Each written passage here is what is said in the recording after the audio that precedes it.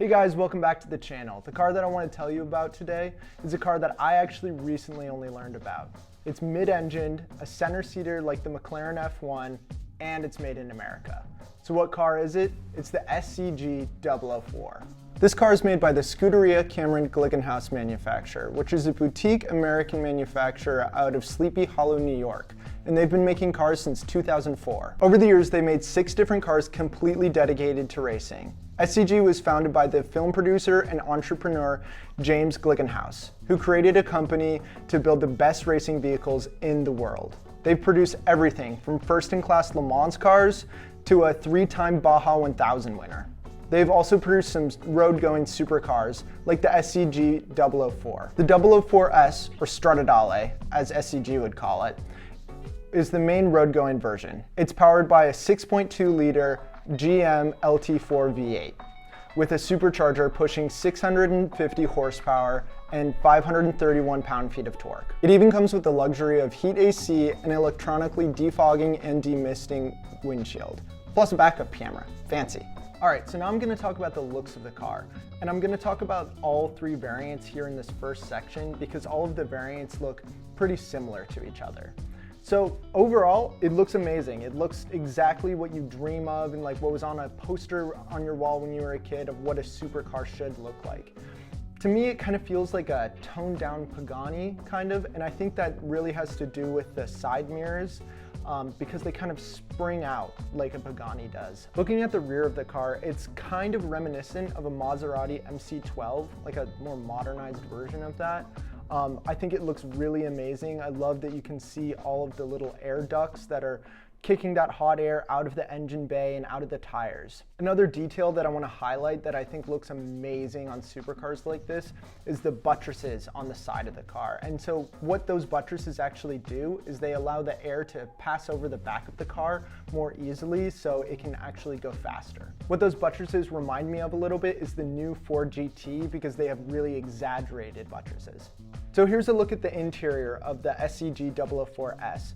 And the first thing that really pops out at me is this weird, like, almost cheetah print pattern that's going around there. I don't really know what's going on there, but you can see that it's a little bit more basic than you would expect from a car that's worth what it's worth, which I'll get into later in the video. That's kind of expected from a car manufacturer like this because they're producing such low volume. They don't have the money to really invest in the interior and create it to be such a nice experience like a Mercedes-Benz, or I honestly think of like Pagani and how absolutely immensely amazing their interiors are. And you're not going to be able to find that here because of the low volume number. But what is amazing in this interior is that center seat position, which is just absolutely incredible. It's the best way to drive a car because you really feel like it's a race car and you feel more connected to the car when you're in the center seat there. I also really love to see the gated manual 6-speed transmission here, and you can really just imagine yourself rowing through the gears in this car. Now on to the next version of the car, which is the 004C, or Competition.